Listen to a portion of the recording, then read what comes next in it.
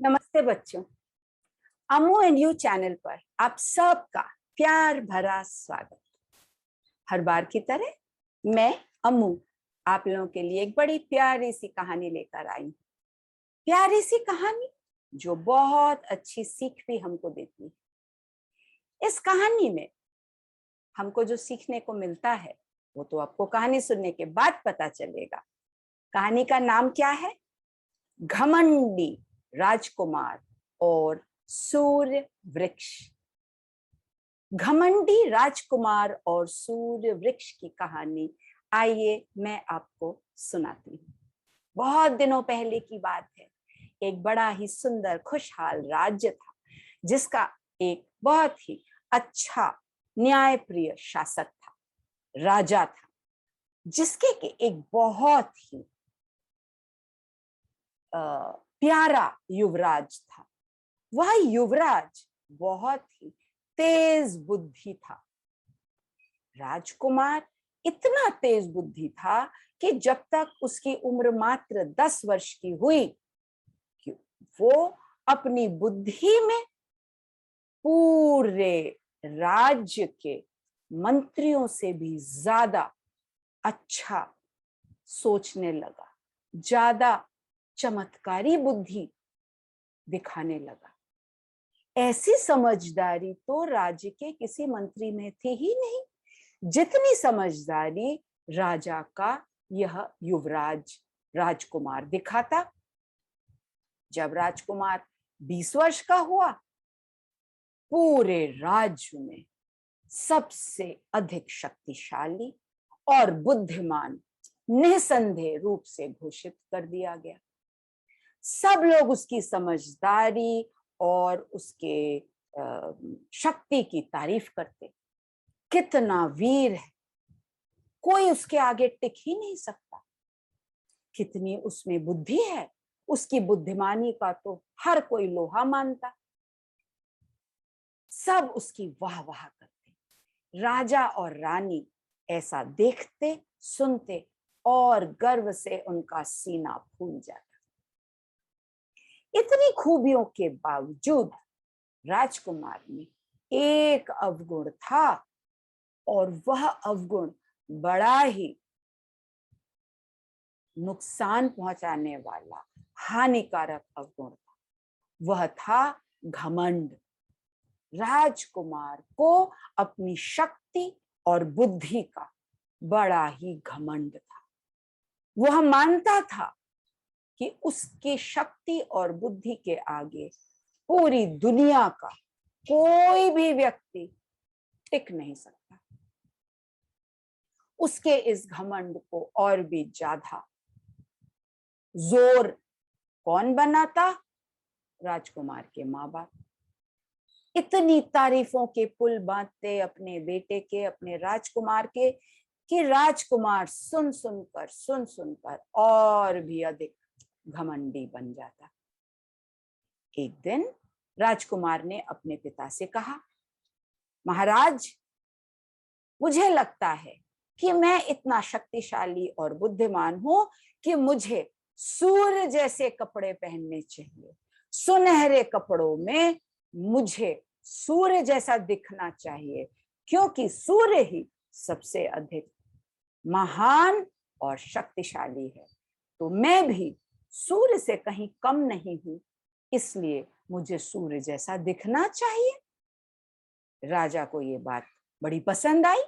राजा ने कहा, निसंदेह युवराज, आपके कपड़े तो सूर्य जैसे होने चाहिए। तो बड़े बड़े दर्जियों को बुलाया गया, सुनहरे कपड़ों के थान मंगवाए गए और सबसे अच्छा थान उनमें से छांट कर सुनहरे रंग के कपड़े राजकुमार के लिए बनवाए गए। ऐसी सुनहरी पोशाक सिली गई जो कि सूर्य की किरणों की तरह चम चम चम चम चम चम हमेशा चमकता था। युवराज ने उसको जब पहना तो सच में सूरज की तरह चमकने लगा।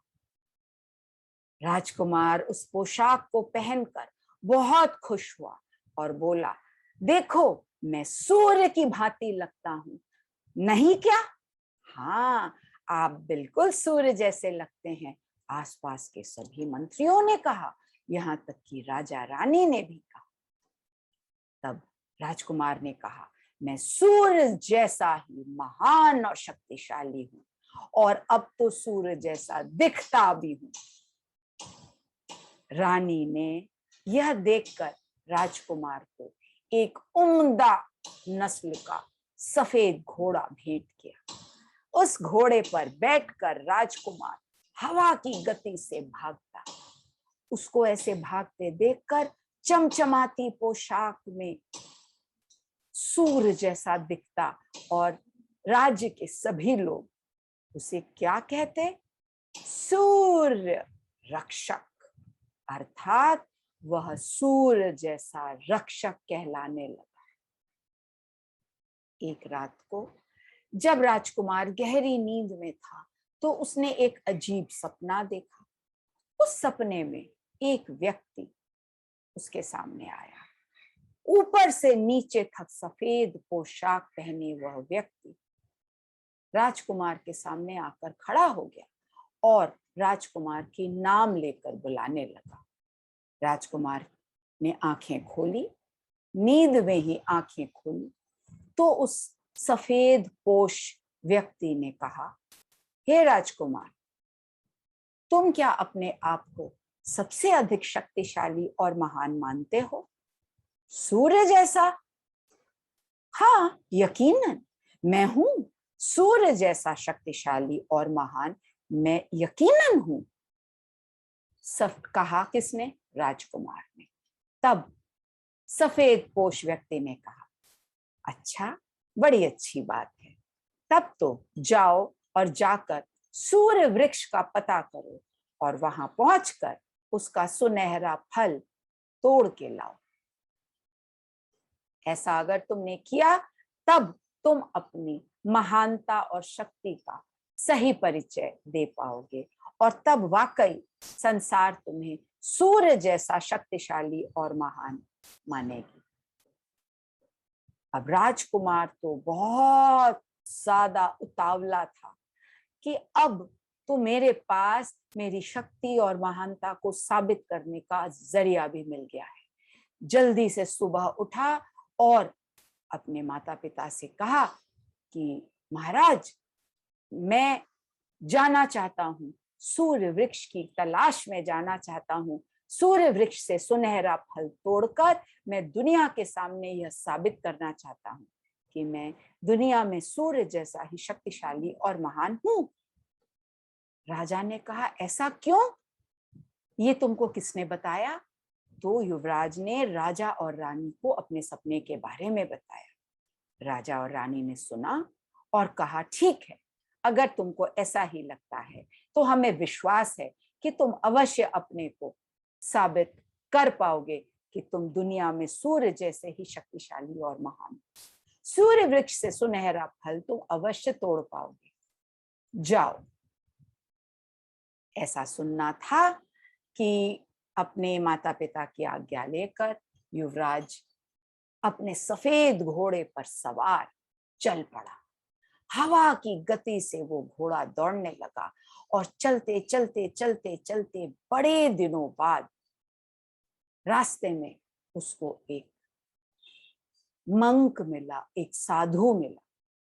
साधु से उसने पूछा कि आपको क्या सूर्य वृक्ष का पता मालूम है? मंक मुस्कुराया और मुस्कुराकर उन्होंने राजकुमार को सूर्य वृक्ष का पता बता दिया। किस ओर जाने से सूर्य वृक्ष मिलेगा, वह डायरेक्शन, वह दिशा उस साधु ने उस राजकुमार को बता दिया। राजकुमार ने साधु का धन्यवाद दिया और वह चल पड़ा और तेजी से उसी दिशा की ओर जहां पर साधु ने सूर्य वृक्ष का पता दिया था। चलते चलते राजकुमार एक बेहद आलीशान महल के सामने खड़ा हो गया। इतना आलीशान महल उसने पहले कभी नहीं देखा। वह तो देखकर दंग रह गया। इतना बड़ा विशाल उसका दरवाजा। दरवाजा खोलकर राजकुमार अंदर गया तो क्या खूबसूरत बगीचा, इतना खूबसूरत बाग देखकर राजकुमार चारों तरफ आश्चर्यचकित होकर नजरें घुमाने लगा। जिधर नजरें घुमाए उधर एक से एक सुंदर रंग बिरंगे खुशबूदार फूल, इतने सुंदर फूल, इतने प्रकार के फूल राजकुमार ने अपने जीवन में पहले कभी नहीं देखे। फूल ही फूल, फूल ही फूल, वृक्ष ही वृक्ष। और अचानक राजकुमार की दृष्टि दूर एक जगमगाते हुए वृक्ष पर पड़ी। राजकुमार घोड़े से उतर चुका था, जल्दी जल्दी चलता हुआ वो जगमगाते वृक्ष पर पहुंचा और उसकी आंखें फटी की फटी रह गई। ऐसा सुनहरा वृक्ष, इतना चमचमाता, इतना जगमगाता, इतनी बड़ी शाखाएं, सुनहरी शाखाएं, पूरा वृक्ष सुनहरा, जगमगाते चमचमाते सुनहरे पत्ते, और क्या बड़े बड़े सुनहरे फल शाखाओं से लटक रहे थे। आंखें फटी की फटी रह गई हमारे राजकुमार की, आंखों को मला और होश में आया। और राजकुमार ने मन में सोचा, मैं लपक कर बस ये एक फल जैसे ही तोड़ लूंगा, मैं दुनिया में सबसे शक्तिशाली और महान घोषित कर पाऊंगा। ऐसा कहकर राजकुमार ने अपना हाथ बढ़ाया। जैसे ही पेड़ की ओर हाथ बढ़ाया, एक अजीब सी घटना हो गई। पेड़ ऊपर बढ़ गया, ऊंचाई में वह पेड़ और बढ़ गया, राजकुमार के हाथ से परे चला गया। राजकुमार को हैरानी हुई, वह और ऊपर उछला, कूदा। जितना वो ऊंचा कूदता, पेड़ उतना ही ऊंचा होता चला गया। राजकुमार के हाथ से परे वह पेड़ चला गया। उसका एक भी फल राजकुमार छू न पाया। राजकुमार हैरान, परेशान। तभी एक आवाज पीछे से आई, कहो राजकुमार, कैसे हो? पहुंच गए सूर्य वृक्ष तक? राजकुमार ने पीछे घूम कर देखा, वही सफेद पोश व्यक्ति मुस्कुराते हुए वहां पर खड़ा था। हाँ, मैं सूर्य वृक्ष तक पहुंच गया। आपने मुझे चुनौती दी थी, तो मैंने आपकी चुनौती के अनुसार रास्ता ढूंढ लिया और मैं देखिए सूर्य वृक्ष तक पहुंच गया हूं। बहुत अच्छा किया, सूर्य वृक्ष तक पहुंच गए, लेकिन क्या फल तोड़ पाए? नहीं ना। तुमने क्या सोचा था, सूर्य वृक्ष का फल तोड़ना इतना आसान है? उसके पहले तुम्हें एक परीक्षा से गुजरना होगा। बड़ी ही कठिन परीक्षा है, तैयार हो क्या? मैं हर परीक्षा के लिए तैयार हूं, राजकुमार ने कहा। ठीक है, तो 10 दिन और 10 रातों तक तुम्हें इस सूर्य वृक्ष की रक्षा 2 भयानक जीवों से करनी पड़ेगी। अगर 10 दिन और 10 रातों तक निरंतर तुमने सूर्य वृक्ष की रक्षा उन भयानक जीवों से कर ली, तब तुम निसंदेह अपने आप को सूर्य के बराबर महान और शक्तिशाली घोषित कर पाओगे। पूरी दुनिया तुम्हारा लोहा मानेगी। लेकिन सोच लो, कर पाओगे क्या? अवश्य कर पाऊंगा, राजकुमार ने कहा। ठीक है, लेकिन अगर नहीं कर पाए, तुम्हें अपनी हार माननी पड़ेगी और अपने राज्य में जाकर अपनी प्रजा के सामने तुम्हें अपनी हार को स्वीकारना होगा। तैयार हो तो परीक्षा शुरू करें। बिल्कुल तैयार हूं परीक्षा के लिए और इस परीक्षा में सफल होने के लिए। मैं सूर्य वृक्ष की रक्षा 10 दिन और 10 रातों तक अवश्य करूंगा। सफेद पोश व्यक्ति गायब हो गया और उसी समय 2 भयावह दिखने वाले काले काले जीव पता नहीं कहां से आकर झपट पड़े। राजकुमार ने अपनी तलवार निकाली और उन दोनों को दूर तक खदेड़ दिया। खदेड़ कर खुश होकर सूर्य वृक्ष के पास वापस आ गया। जैसे ही वापस आया, पलक झपकते ही वह दोनों भयावह जीव फिर से आ पहुंचे। राजकुमार ने फिर से अपनी तलवार निकाली, उन दोनों से लड़ाई की और लड़ाई कर कर उनको खदेड़ते हुए फिर बड़ी दूर तक भगा दिया। ऐसा बार बार चलता रहा। राजकुमार उनको खदेड़ कर भगाता, वापस आता, जरा सा सुस्ता भी ना पाता कि वह जीव दोबारा आ झपटते। राजकुमार फिर उठता, फिर उनसे लड़ता, फिर उनको भगाता और फिर वापस आकर बैठ जाता। 8 दिन और 8 रातों तक निरंतर राजकुमार ने ऐसा किया, परंतु 9वें दिन उसकी शक्ति जवाब दे गई। उसके पास अब बिल्कुल हिम्मत नहीं बची थी, शक्ति नहीं बची थी, शरीर थक कर चूर चूर हो गया था। उसको बड़ी तेज नींद आने लगी। नींद को भगाने के लिए भरसक उसने अपनी आंखें खोलने की कोशिश की, लेकिन खुली नहीं रख पाया। पलकें झपक गई और राजकुमार सो गया। कई घंटों तक राजकुमार थका हारा सोता रहा। जब नींद खुली, आंखें खुलते ही सामने उस सफेद पोश व्यक्ति को खड़े पाया। व्यक्ति खड़े खड़े मुस्कुरा रहा था। कहो राजकुमार, कैसे हो? 10 दिन और 10 रातें नहीं रक्षा कर पाए सूर्य वृक्ष की ना? राजकुमार को बड़ी शर्मिंदगी हुई। तब उस व्यक्ति ने कहा, इस तरह अपनी शक्ति पर गर्व करना मूर्खता है। तुम सूर्य जैसे महान और शक्तिशाली होने का दावा कैसे कर सकते हो? अब परीक्षा में तुम असफल रहे, इसको मानते हुए अपने राज्य वापस जाओ और अपने प्रजा के सामने अपनी हार को कबूल करो। राजकुमार के पास तो कोई और चारा नहीं था। वह बड़ा दुखी हुआ, निराश हुआ, लेकिन घोड़े पर सवार होकर राज्य वापस जाने के लिए चल पड़ा। रास्ते में चलते चलते उसने सोचा कि उससे कितनी भारी भूल हो गई थी। ईश्वर ने उसको शक्ति दी, बुद्धि दिया, लेकिन उसने गर्व लाकर उन दोनों का नुकसान कर दिया।